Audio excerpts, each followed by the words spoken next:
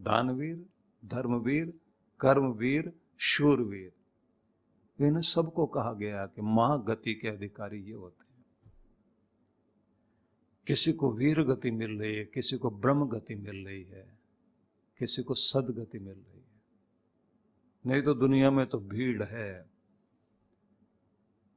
आता है आदमी दुनिया में कुछ अपने काम की और चला गया। लेकिन आप जरा सोच के देखिए कि जिन लोगों ने अपनी निष्ठा को चरम तक पहुंचा दिया, चाहे भक्ति में पहुंचाया, भगवान के प्रति, धर्म के प्रति, कर्तव्य के प्रति। लोग कहते हैं ना कर्तव्य निष्ठ है ये। शपथ लेते हैं, पुलिस में जा रहे हैं तो एडमिशन दिया गया, ट्रेनिंग हो रही है तो शपथ दी जाती है, डॉक्टर बन गया तो शपथ दी जाती है निष्ठा की। तब आदमी अपना सुख नहीं देखेगा, रात में अपनी नींद तोड़ करके भी मरीज को बचाने के लिए जाएगा। पुलिस वाले हैं, आर्मी मैन है, और अगर कोई मंत्री भी बनता है तो उसको भी पहले शपथ ग्रहण कराई जाती है। हाई कोर्ट में, सुप्रीम कोर्ट में जज जाते हैं, ओथ दिलवाए जाते हैं निष्ठा की। ये वफादारी ये देश को बचाती, मानवता को बचाती है। और ईश्वर को पाना है और भगवान के हो जाना चाहते हो तो भाई ये निष्ठा चाहिए। जब ये निष्ठा में कमी आती है तो कुछ नहीं बचता। मैं उदाहरण देना चाहता हूं। राजस्थान के गौरवपूर्ण इतिहास में ऐसे कुछ उदाहरण मिलते हैं। आपने नाम सुना होगा पन्ना धाय का। एक महिला जिसने अपने बेटे को बलिदान कर दिया था, क्योंकि अपने देश में ऐसी परंपरा रही है कि युद्ध की भूमि में लड़ने के लिए वीर सिपाही जाने लगा है तो उसकी कमर में तलवार बांधने का काम और उसको तिलक लगाने का काम पहले उसकी पत्नी करती है और मुस्कुराते हुए भेजती है, पूरा श्रृंगार करके तिलक लगा कर कहती है कि मैं बहुत सौभाग्यशाली हूं, एक वीर की पत्नी हूं। जो कहते ना जननी जने तो भक्त जन या दाता या शूर, नहीं तो जननी बांझ रहे काहे गंवावे नूर। वही जननी जननी है जिसका बेटा या तो दानवीर बने, धर्मवीर बने, कर्मवीर बने। राणा सांगा राजस्थान के इतिहास में एक बहुत बड़ा नाम है और उनके बेटे थे उदय सिंह। मां थी उदय सिंह की कर्णावती, जिसने अपना आत्म बलिदान, सामूहिक आत्म बलिदान किया था। जौहर की अपनी परंपरा रही वहां। तो उसके बाद उस बच्चे के पालन की जिम्मेदारी धाय मां पन्ना धाय के को जिम्मेदारी मिली। राजवंश में ढूंढा गया कि कौन वफादार ऐसा व्यक्ति है। इतिहास में लिखा है कि धन्ना वो पन्ना कौन थी, बोले हरचंद हाकला की बेटी। पिता का भी नाम जोड़ दिया गया कि उसकी बच्ची थी, जिसका उसका भी अपना संतान हुई थी और उतना ही बड़ा बच्चा था जितना इधर ये उदय सिंह। अब दोनों की पालने की जिम्मेदारी पन्ना के ऊपर आ गई। पन्ना अपना दूध पिलाती है एक तरफ अपने बेटे को, दूसरी तरफ राजा के बेटे को, दोनों को साथ साथ पाल रही है। और कुंभलगढ़ किले में, कुंभलगढ़ का अपना इतिहास है। कुंभलगढ़ के किले में अच्छे पहरेदारों के साथ और पूरी व्यवस्था के साथ धाय मां, जैसे यशोदा ने पाला अपने कन्हैया को, तो वही गौरव लेकर के वो बैठी है कि मुझे यशोदा मां का स्थान मिला है कि मैं पराये बच्चे को उसी तरह से पालूं कि ये पराया नहीं है, मेरे बेटे से भी बढ़कर। और उस समय कहने के लिए चाचा था, लेकिन वो दासी पुत्र था बनवीर,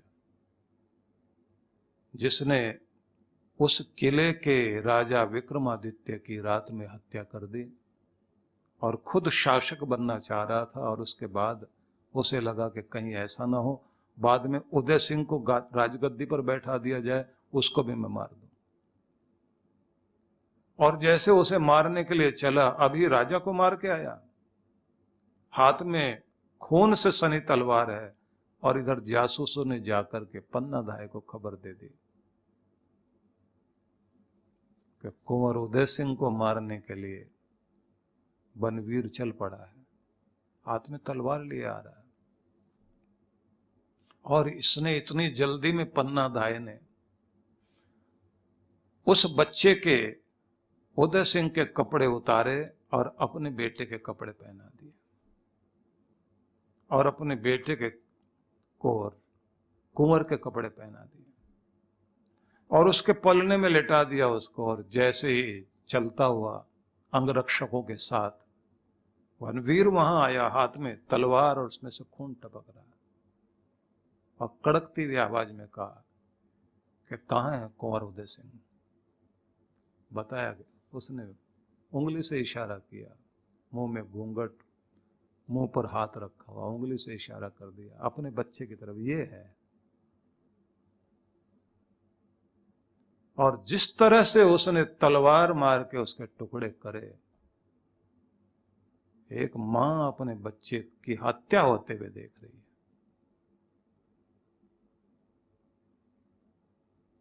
और मारकर सबको डराकर वो निकल गया। और इधर इसने,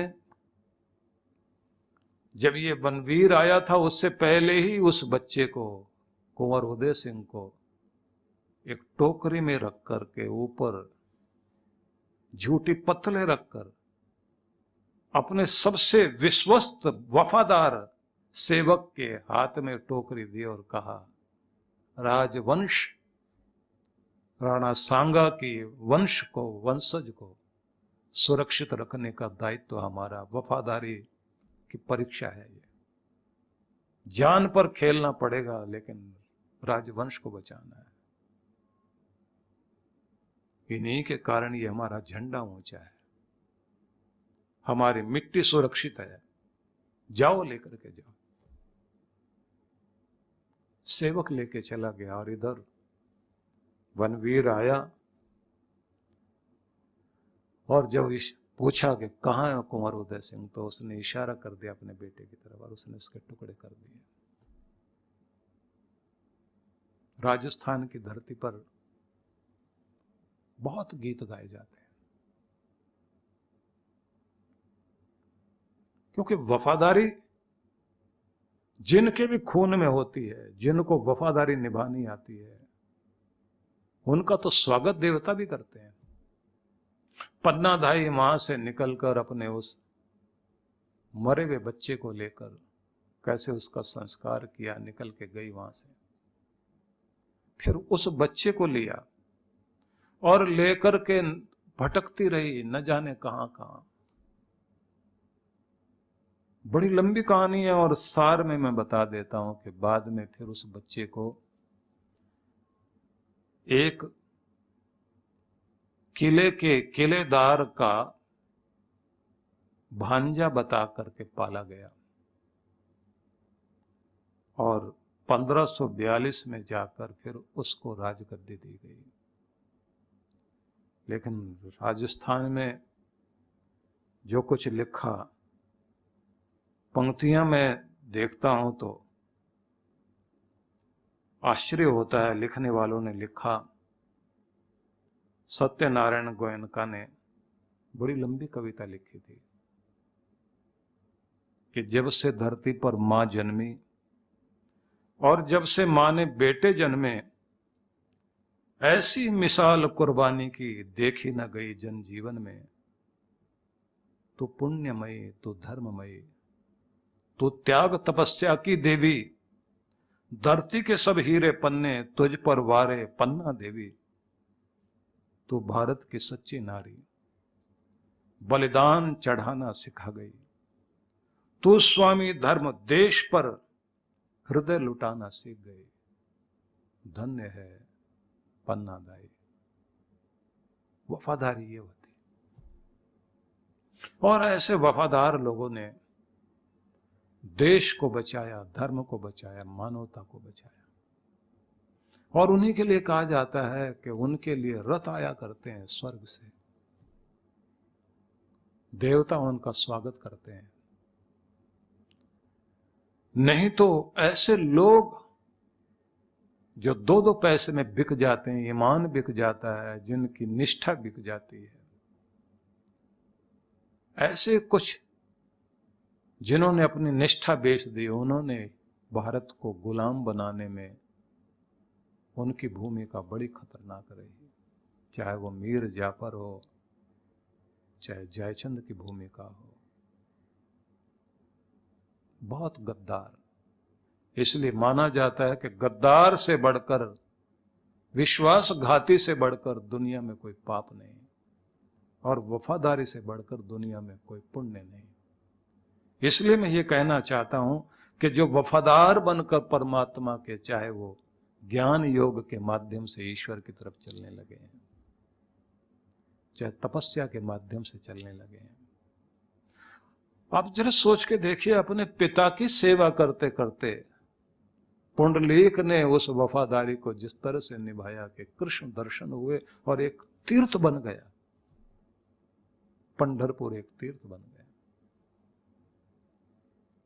मैं निवेदन करना चाहता हूं, आप जहां बैठेंगे आप अपनी वफादारी निभा करके देखिए, क्या चमत्कार नहीं होंगे। दोगलापन आपको कुछ भी नहीं देता, कभी भी कुछ नहीं देता, ना यहां के ना वहां के। इसलिए कहते हैं एक निष्ठ हो जाओ, एक की निष्ठा, एक की वफादारी, एक के प्रति कुर्बान होने वाले बन जाओ, अपने धर्म के लिए, अपने झंडे के लिए। कुंभलगढ़ के केले के लिए कहानी कही जाती है, अद्भुत कहानियां राजस्थान की, वीर बलिदानियों की। लेकिन मैं आपको फिर वहीं ले जाना चाहता हूं कि अगर आप अपने योग को, अपनी भक्ति को साधना चाहते हैं और किसी शिखर पर अपने आप को देखना चाहते हैं, किसी ऊंचाई को छूने की इच्छा हो, जिंदगी साधारण व्यक्ति की हो और उसे असाधारण खास बनाने की इच्छा हो, तो बस एक ही चीज पकड़ लेना, ईश्वर निष्ठ होना, गुरु निष्ठ होना, राष्ट्र निष्ठ होना, गुरु का वफादार, भगवान का वफादार, धर्म का वफादार, अपने राष्ट्र का वफादार। वफादारी को सीख जाओ। जिस दरवाजे पर कोई कुत्ते का बच्चा आंख खोले और वहां उसको पहला टुकड़ा मिले, भले ही कितना भी उसको सताओ, वो उस दरवाजे को नहीं छोड़ता, उस दरवाजे के सामने बैठा रहेगा, सिर्फ एक टुकड़े के कारण। वफादारी निभाएगा, चौकीदारी करेगा, उस घर के आसपास वहीं रहेंगे, छोड़ेंगे नहीं उस दरवाजे को। तो एक जानवर में भी ये निष्ठा है कि किसी ने हमको टुकड़ा दिया है रोटी का, अब मेरा फर्ज है, इस दरवाजे पर अनजाना आदमी नहीं जाना चाहिए। अनजाना देखेगा भौंकेगा जरूर। हम निष्ठा भूल गए, वफादारी भूल गए, और उसी का परिणाम है अपना अभागापन हम अपने जीवन में लेकर बैठ गए। इसलिए मैं निवेदन करना चाहता हूं, जिन्होंने लिखा पन्ना धाये तुम कैसी मां थी, जो स्वामी भक्ति के लोभ, छोटे से लोभ में तुमने चंदन अपना गंवा दिया। चांदनी रात में झील के पानी पर देखा जा सकता है किले का प्रतिबिंब, वह झील नहीं तुम्हारे आंसू हैं, जिनका इतिहास में कोई जिक्र नहीं, पर तारे जब भी चमकते हैं तेरा ही गुणगान करते हैं। आकाश से चांदनी धरती पर आती है तो तेरे लिए ही वह चांदनी चमकती है। तू महान थी पन्ना धाए। बड़ी कविता लिखी गई, बड़े गीत गाए गए। हम लोग छोटे थे तो स्कूल में पन्ना धाए की कहानी लिखी हुई थी।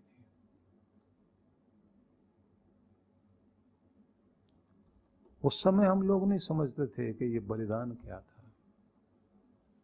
हम लोग अपने पिता से हर रात कहानियां सुना करते थे, वीरों की वीर गाथाएं सुनते थे। जोश आता था, लेकिन बड़े होकर के समझ में आता है कि ये वफादारी क्या है। और किसी की भक्ति जब चरम तक पहुंचती है और याद करता है कोई बहुत प्रेम से, तो अपने धाम से राम हो, कृष्ण हो, देवता हो, अपना नूर, अपना प्रकाश फैलाते हुए उनके सामने दर्शन देते हैं।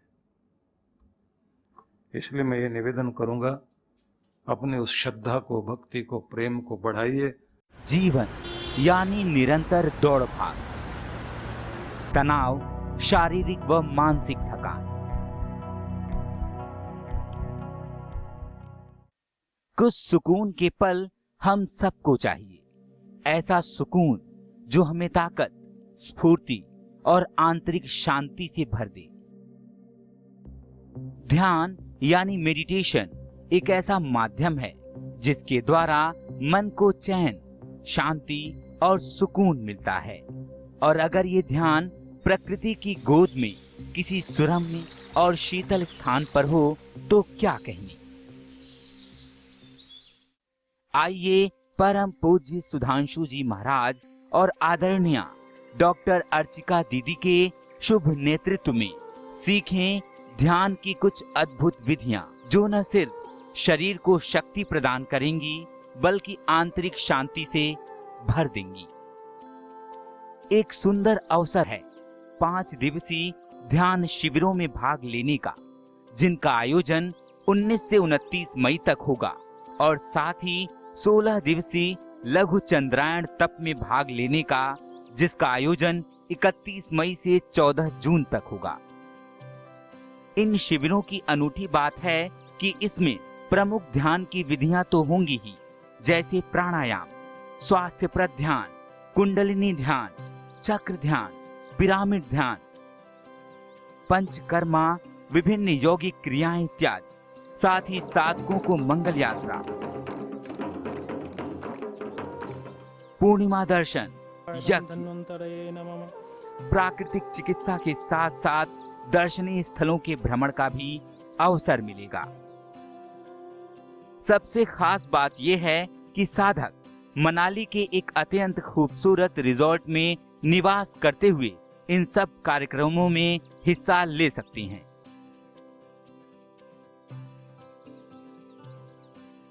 तो आइए परम पूज्य गुरुदेव और डॉक्टर अर्चिका दीदी के साथ मनाली चलें, पहाड़ों पर कुछ दिन बिताएं, ध्यान की विधियां सीखें और पाएं एक तनाव रहित मन, स्वस्थ तन, आत्मविश्वास और सबसे बढ़ के आंतरिक शांति और सुकून।